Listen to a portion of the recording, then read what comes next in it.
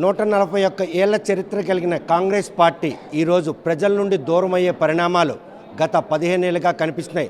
మళ్ళీ ఆ పార్టీకి పూర్వవైపును తెచ్చేందుకు రాహుల్ గాంధీ నాయకత్వంలో ఈరోజు పేద నిరుపేద ప్రజలకు చేతినిండా పని కల్పించే మహాత్మా గాంధీ జాతీయ ఉపాధి హామీ పథకం పేరు కూడా మార్చినటువంటి ఎన్డీఏ కూటమి తాలూకా వైఖరిని దేశవ్యాప్తంగా చెప్పేందుకు చేస్తున్న ప్రయత్నంలో భాగంగానే మాజీ కేంద్ర మంత్రి అదేవిధంగా Congress party working president JD Seelam అంత ఉన్నారు.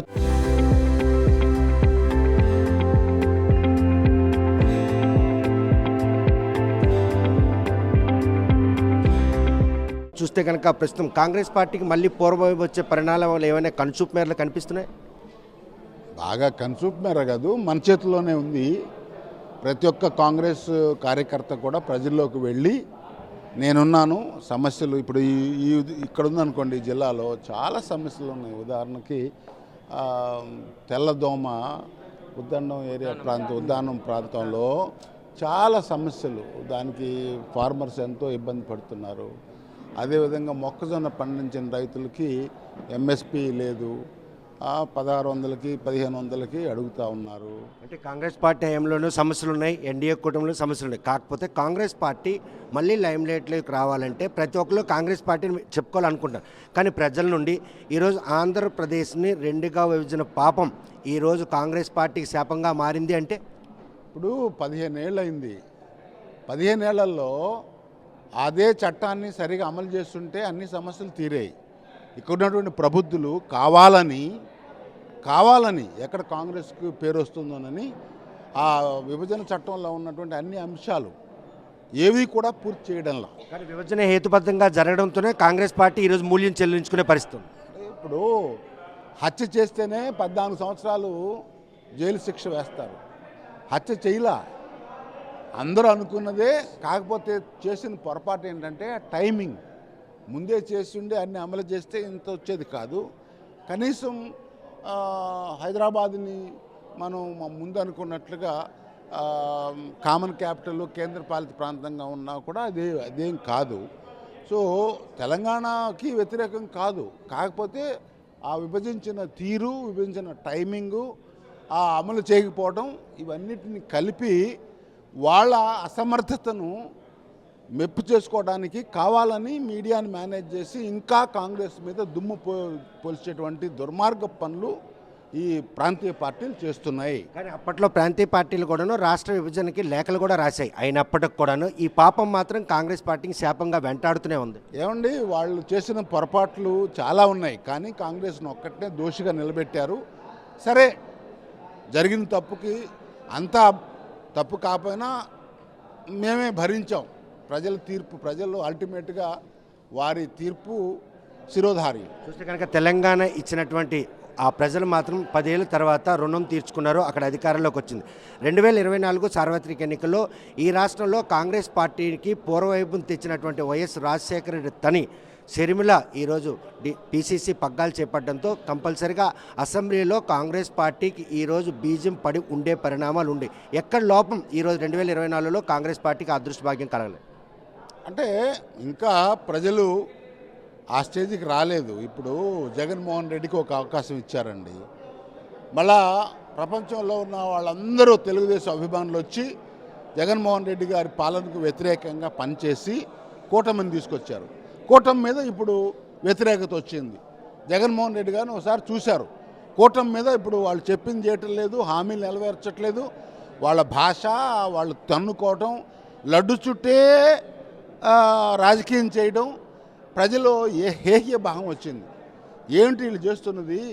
ఎమ్మెల్యేలు కొన్ని జిల్లాల్లో అయితే 5 రకాలు సారాయి అమ్మటం, బియ్యం అమ్ముకోవటం, సిగ్గుమాలిన పని, ఇసుక, తర్వాత మట్టి, అదేవిధంగా ఆ ఖనిజాలు, ఇవి 5 ముఖ్యంగా అమ్మి మళ్ళా డబ్బు తీసుకొని వచ్చి 5,000 3,000 కొని ఇది వ్యాపారం చేస్తున్నారు. కానీ రాజకీయం చేసి ప్రజాసేవ చేయట్లా. దట్ ఈస్ కోట్లాది మంది భక్తుల మనోభావాలకి వ్యతిరేకంగా ఈరోజు తిరుపతి లడ్డూ ప్రసాదంలో కల్తీ నెయ్యి జరిగింది అన్నటువంటి ఆరోపణ సిట్ కావచ్చు, సిబిఐ కావచ్చుతో పాటు సుప్రీంకోర్టులో కూడాను ఒక స్పష్టత వచ్చినా కూడా ఇంకా కూటమి ప్రభుత్వం దాని మీదే ఇంకా రాజకీయం చేయడాన్ని ఏ విధంగా తీసుకోవచ్చు, లేదనుకుంటే ప్రతిపక్ష పార్టీ హోదా కోల్పోయినటువంటి జగన్మోహన్ రెడ్డిని భూస్థాపితం చేసేందుకు ఒక కుట్ర జరుగుతుంది అనుకోవచ్చా? నేను ప్రాంతీయ పార్టీల మీద గురించి ఒకటే మాట్లాడాను. వాళ్ళు వ్యాపారం చేస్తున్నారు. కాంగ్రెస్ పార్టీ సేవ చేసే పార్టీ.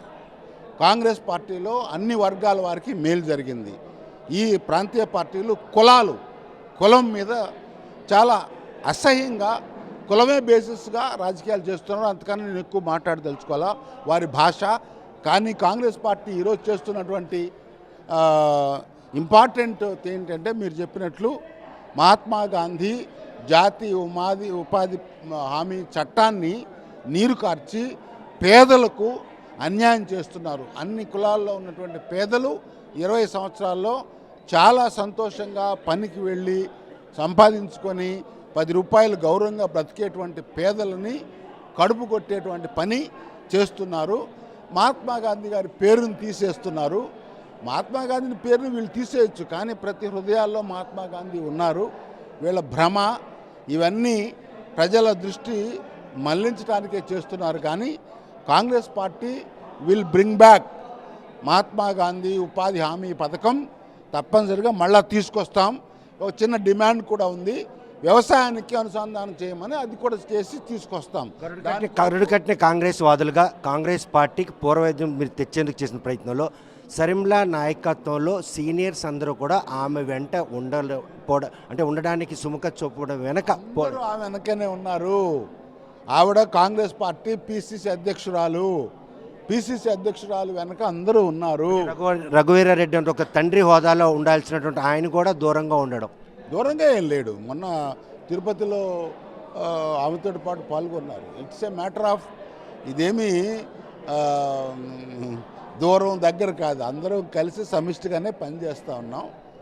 అందరూ ఎవరెవరి నియోజకవర్గాల్లో వాళ్ళు పనిచేస్తే మొత్తం రాష్ట్రం అంతా కవర్ అవుతుంది. అందరూ కలిసి తిరగాల్సిన అవసరం లేదు. జిల్లాల్లో మాత్రం ఒక సమిష్టి నాయకత్వం ఉండాలి. ప్రతి మండలంలో ప్రతి గ్రామంలో కాంగ్రెస్ పార్టీ ఏర్పాటు కావాలి.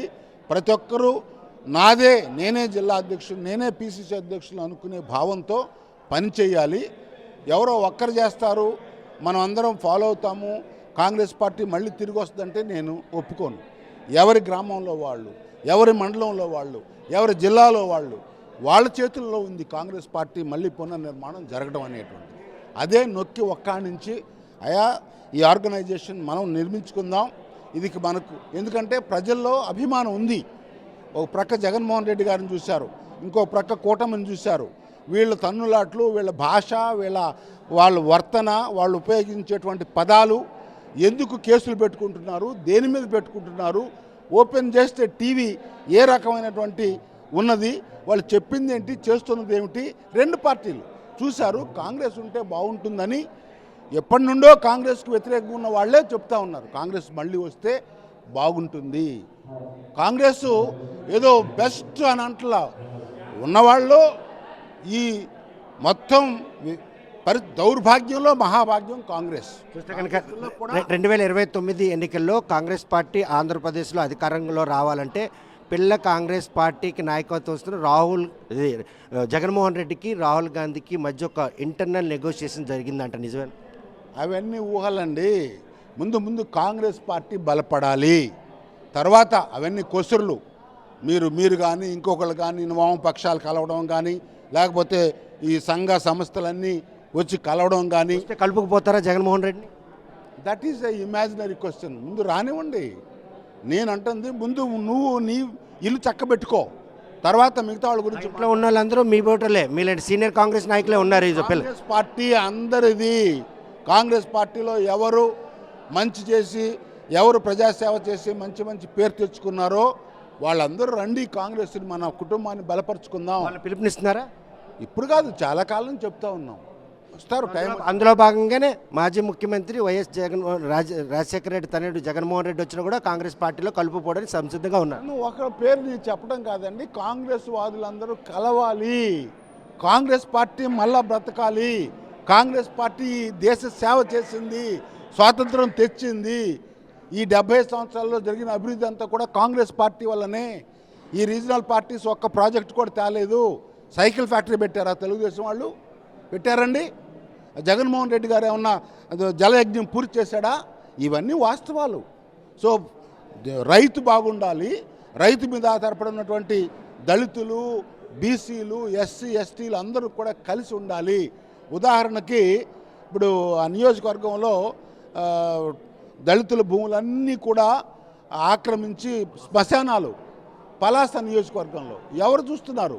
సో ఇవన్నీ కూడా మేము మాట్లాడి కలెక్టర్తో మాట్లాడతాం, ప్రభుత్వానికి చెప్తాం. కాంగ్రెస్ పార్టీ ప్రతి గ్రామంలో కూడా జెండా ఎగురవేస్తాం. ప్రతి గ్రామంలో కనీసం 12-15 మందిని మేము కాంగ్రెస్ పార్టీ నాయకుల్ని గమనించి గ్రామ కాంగ్రెస్ కమిటీని ఏర్పాటు చేసేటువంటి ప్రయత్నంలోనే ఈ 2 ప్రోగ్రామ్స్, ఒకటేమిటి మహాత్మా గాంధీ జాతీయ ఉపాధి చట్టాన్ని పరిరక్షించుకునేటువంటి యాత్ర పిసిసి అధ్యక్షురాలు రాబోతూ ఉంది. దానికి ఏం చేయాలి, ఎట్లా సమీకరించాలనేది ఒకటి.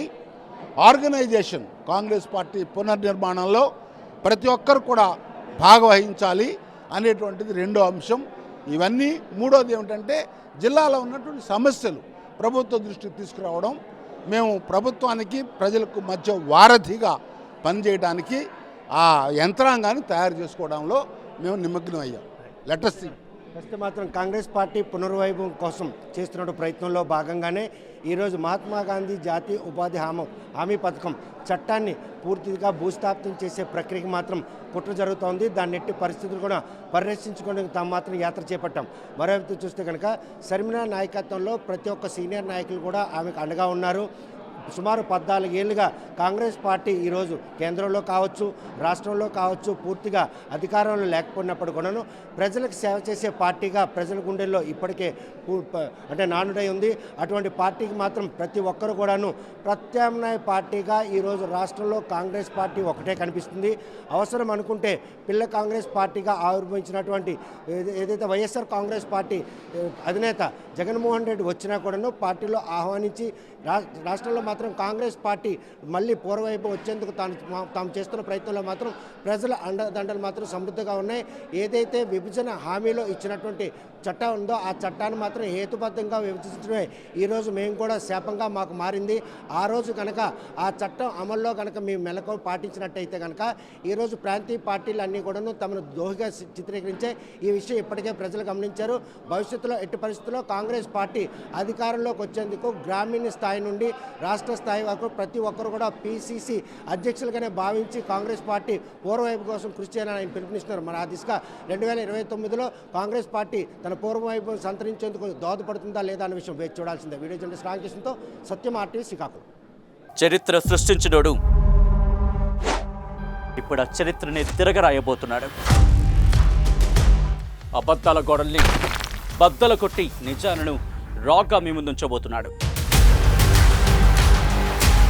నిజమైన వార్తల కోసం వెంటనే డౌన్లోడ్ చేసుకోండి రా యాప్ని.